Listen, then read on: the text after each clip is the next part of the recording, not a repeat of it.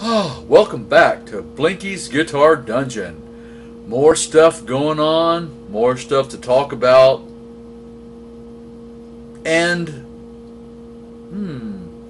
maybe, just maybe, a little music. Or maybe not. It just depends on how all this goes. Anyway,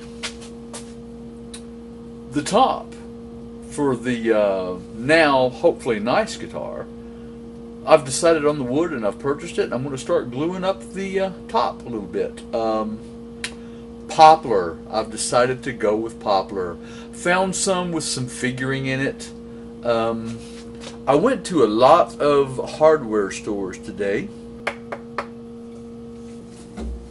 So I've got the poplar boards kind of set up, and with the light, I don't know if you can see this. I'll try to show you, like right in here, maybe you can see a little bit of the figuring in this poplar, and it's not highly figured, but then again, it wasn't a very expensive piece of wood either. But it's about the right thickness to start with, and I will maybe on the edge grain you can see a little bit of it on here. Of course, that's not going to be, but in any case. This is going to be, this isn't quite wide enough, and I'm going to glue a little more on the outsides, but for right now, this is the two big parts of the body blank, and I will be gluing that up just right quickly. In fact, let's just go ahead and do that now. These are pretty well planed, well enough for my purposes here. I'm going to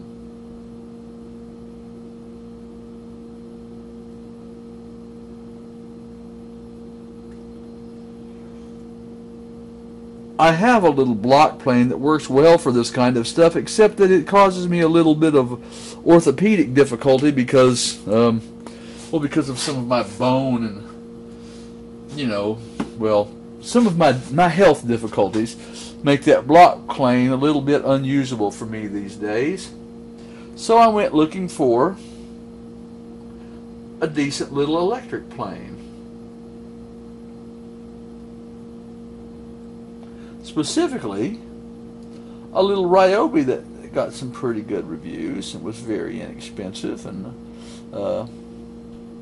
I wanted one because I'm not planning to use one a lot, but I wanted one for what I'm going to need one for. Just simply because even though it's not perfect, I figured that when I got through using the electric plane, I would be able to then do what little touch-up with a block plane quickly and easily.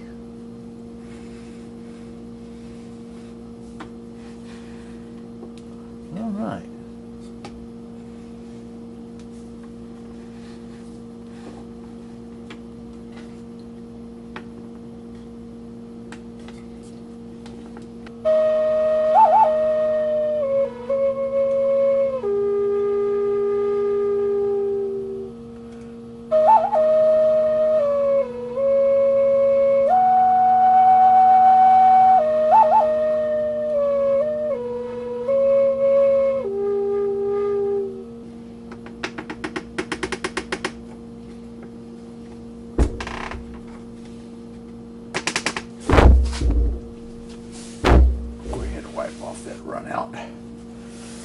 Squeeze out, because that will help me kind of feel for level here.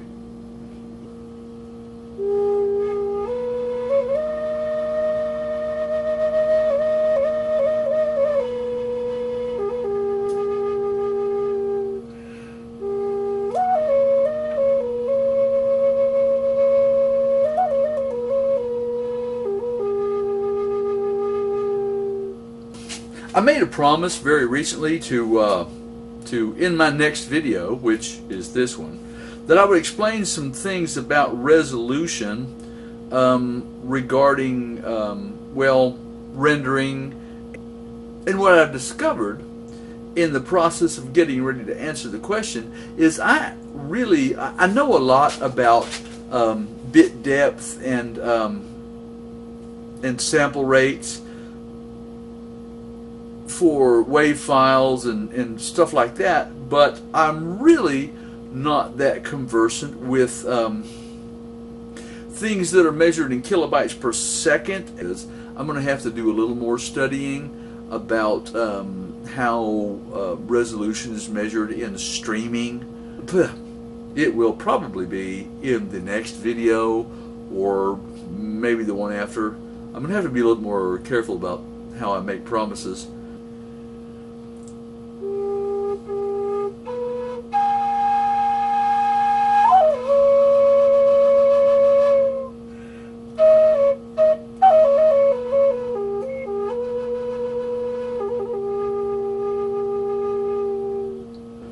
I do intend to answer that question. I've noticed that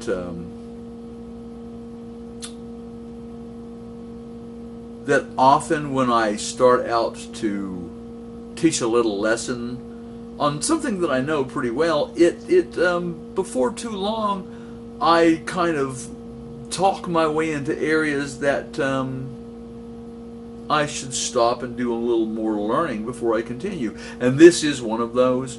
I've never looked at MP3s as any kind of an optimal way to store or transfer music, simply because at its best it's a pretty lossy format.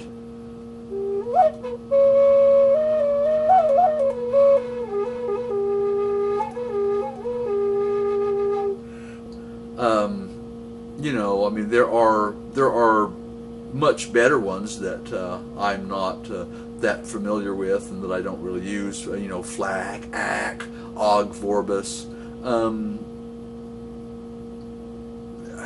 If I needed to, I would learn those. I will say this about sample rate conversion. You know, I've messed around with sample rate converters, and many times you really think you need to convert a sample rate when you don't. But let's say that you legitimately do. Of all the dither algorithms that are running around these days, the hands down best of them is what they call the M-bit plus algorithm for, you know, adding dither noise to sample rate conversion when you're upsampling, and or when you're up converting to a higher sample rate. And seriously, about the best one of those that you can get these days, you can get for free. It's called Voxengo Rate Brain. It's R8 Brain. And the free version of that uses straight out of the, you know, straight as soon as you unload it and get it going, it uses, and it has other algorithms, I believe, that you can select, but it uses generally the M-bit plus sample rate or the dither algorithm, and seriously, that's as good as it gets.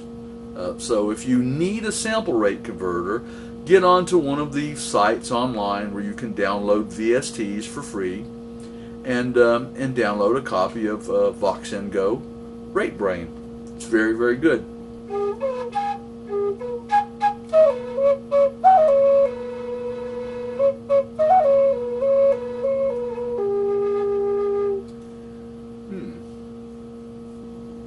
Span, I think Span is a Voxengo. It's the usual. If you see me doing a frequency display, a frequency readout, I will generally be using Span, Voxengo Span, or Blue Cat Audio. I forget what theirs is. It's a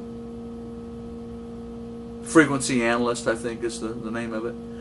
But and either one of them, they work equally well. Truthfully, I think the Blue Cat Audio offering is a little easier on your eyes, but the Voxengo Span works just fine. And I've been using it longer, and just because I'm more familiar with it, I have a tendency to use it more. Also, in a tutorial, I think the Voxengo Span shows up on a screen capture a lot better, and just for that reason, it's probably the one that you'll see me in tutorials using when I use one. It is the one that I used on the Bug Pass video. I was down at Guitar Center today, and I played a Fender FR55 Resonator guitar. It's one of the ones with the steel body. but it's got a nice low nut, so you can play it like a guitar. This one was it was tuned to a D chord, and I screwed around with it a little bit, and it just sounded nice. It was a really, I have not played on resonator guitars much, but I think I see one in my future. Haven't found the donor guitar to get a neck for the clear guitar yet, but I've been looking. And you know, every day this week I've been trying to do something that I don't normally do.